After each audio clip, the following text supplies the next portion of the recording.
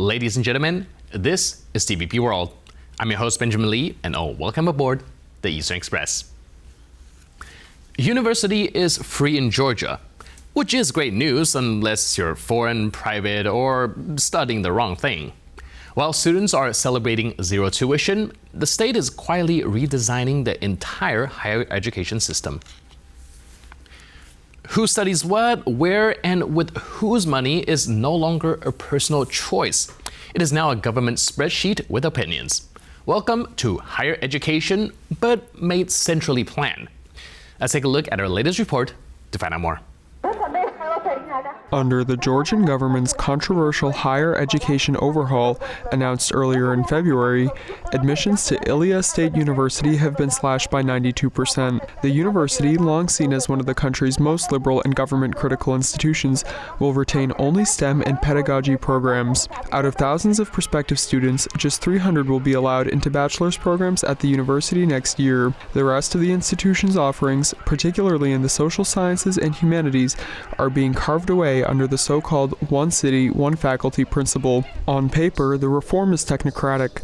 Officials say it eliminates duplicated faculties, aligns universities with their historical profiles, and responds to labor market research. Parliament has already approved legislative amendments empowering the state to determine which programs universities may offer, how many students they may admit, and how reorganizations will be managed. The funding model is also shifting from grants to a state order system. The Georgian government insists that this is merely optimization of its educational institutions. Critics see something more selective, a reform that expands state control and narrows institutional autonomy. Now, broader questions are being raised about the balance between reform objectives and university autonomy, as well as how such structural changes may reshape the country's academic landscape. And now, let's zone in on the East-planning portion of our show. Georgia has often faced Western scrutiny for policies that the ruling Georgian Dream Party put forward. Now, the country is seeing yet another wave of condemnation over backsliding on democratic norms and human rights. As always, here's a closer look. On January 29th, 24 countries activated the OSCE's Moscow mechanism over concerns about democratic backsliding and human rights in Georgia. The mechanism allows participating states to dispatch an independent expert mission to investigate and report on developments on the ground.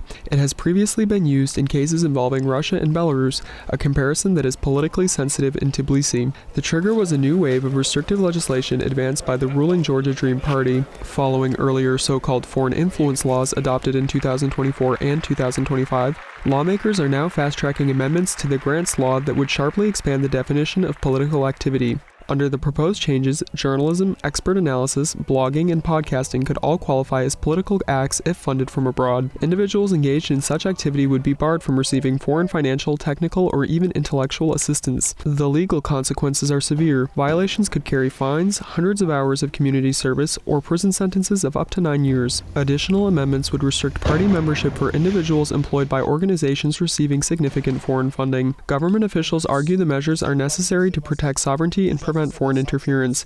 Critics, including the UK and other OSCE states, warn they risk criminalizing civil society and independent political life. And now, let's take a look at the issue in greater detail. One day last year, Georgia's Education Minister Givi Mikhanadze must have looked at the higher education system and said, what if we fix the labor market by rearranging universities like IKEA furniture? And here is the new deal. Starting in 2026, every student in a state university gets free tuition. No tuition, just congratulations, you are now the state's investment product. But if you're a foreign student, sorry, the public universities are now basically a members-only club. Unless you arrive through some narrow exceptional case, a bilateral agreement, an exchange program, or a handshake deal, you are kindly redirected to the private sector. And it does not stop there. The reform is not just about who gets in and who gets paid for. It is about telling universities what they are meant to be and who they are now meant to be for. You see, the government has decided that too many young people study law, economics, and social sciences, and too few study things that produce visible outputs like bridges, software, or people who can't operate medical equipment without Googling it first. So now Georgia is introducing a centrally planned economic economy. One city, one faculty. Because if history has taught us anything, it is that central planning always works great, just as the Soviet Union, which famously collapsed due to an oversupply of plumbers. Under this new model, Tbilisi State University gets to reclaim its historical role as the country's leading multidisciplinary institution. Which sounds noble until you realize that historical role is usually politician code for, yeah, we remember this from a textbook and we want the textbook to be read again. Among all the changes, there is one institution that seemed to be the most impacted. In Ilia State University, the government decree cuts the university's bachelor's admission capacity from 4,207 students to just 300, a 92% reduction for the upcoming academic year. It currently enrolls more than 17,000 students and offers 36 academic programs. As of next year, only 16 programs will remain, most of them with only symbolic quotas of 10 to 30 students, which is raising doubts about whether they are designed to succeed or fail. Meanwhile, Georgian Technical University becomes the factory for engineers, Tbilisi State Medical University keeps producing doctors, and Sukhumi State University is assigned agriculture and Abkhaz language and literature. This reform is so interesting because it mixes two very different philosophies. On one hand, the government is using the language of efficiency, labor market alignment, human capital mobilization, structural imbalances. On the other hand, the tool is old-school administrative command. So this reform is not just about universities, it is about what kind of state Georgia wants to be. And now, here to share more light on the issue is Georgian Odoshashvili, a PhD fellow in the political sciences in Ilia State University. Hello and welcome to Eastern Express. Hello, thank you very much for inviting me.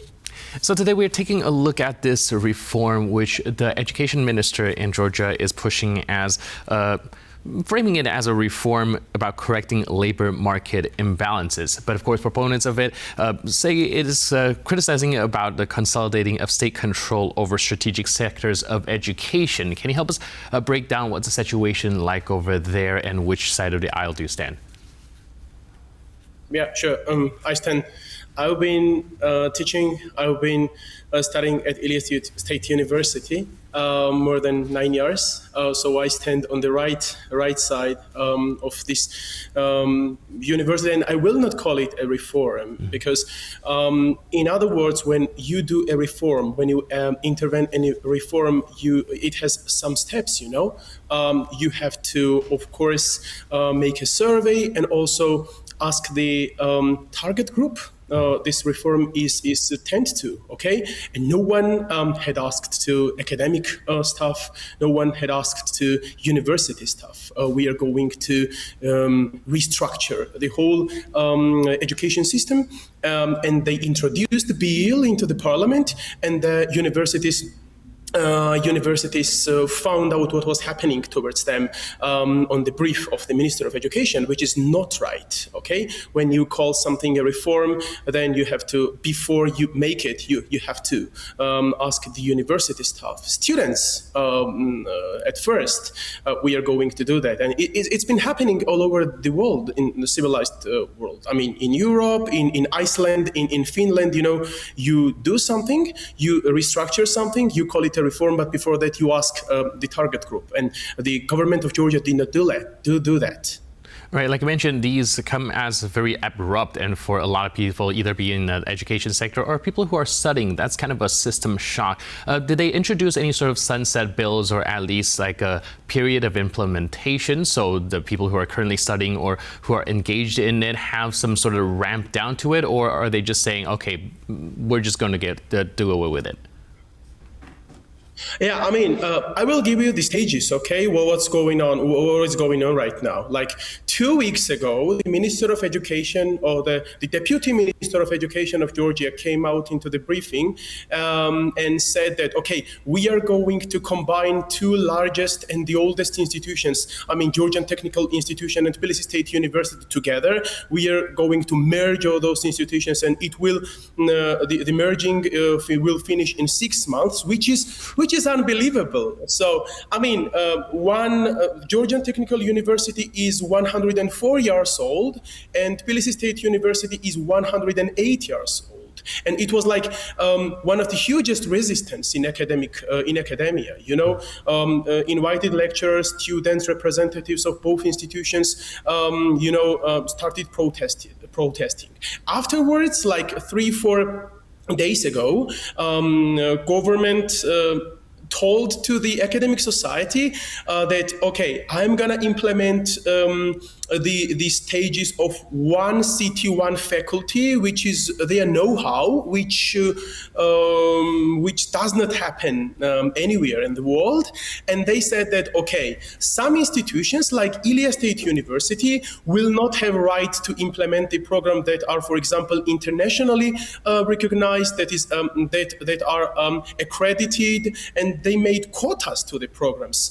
For example, the program of political science is prohibited to be implemented at Ilia State University, but it is like in Tbilisi State University. So Ilia State University has always been quite, on the right side. So we are on the opposition, so-called, towards the decisions that the Georgian government is making right now. So it's kind of punishing of this liberal Western scene institution. You know, now we have, if I'm not mistaken, 300 quotas overall on only the programs of pedagogy. You know, and this is insane. Now we have like more than 7,000 students, and we are implementing more than 100 programs that are quite famous internationally in data rankings, in times rankings of higher education, and so on and so forth. So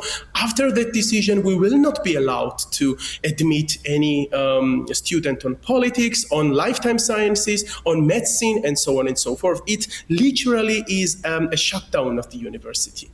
All right, that model you mentioned called one city, one faculty. Now, a lot of people have been saying that this has the echoes element of central planning, adding to the fact that, like your Ilia State University, it says it's facing 92% cut in admissions. Do you think that is going to significantly impact any sort of academic pluralism and institutional autonomy, with even gutting classes like for political science? Of course we do. We think, like, from the institutional side, we think that this is humiliation of the Constitution of Georgia, because where is the academic freedom when you prohibit an institution to cut the number of students and to admit students on the certain program?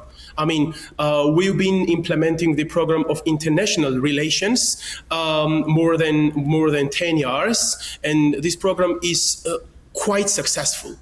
So afterwards, after the program is being implemented, this so-called restructuring is being implemented, we will not be allowed to go on the program of international relations, which is I think a very traditional program, because Ilia State University is the product of merging of several institutions, and language institution is also part of this merging, and we made languages alive in international relations program. So this is traditional one in a modern style. But afterwards, after the ministry plan, as I told you, we will not be allowed to ongo the program, which is, of course, humiliation of academic freedom and integrity, as well as we think that it is the humiliation of Georgian Constitution, and representatives of Ilia State University have already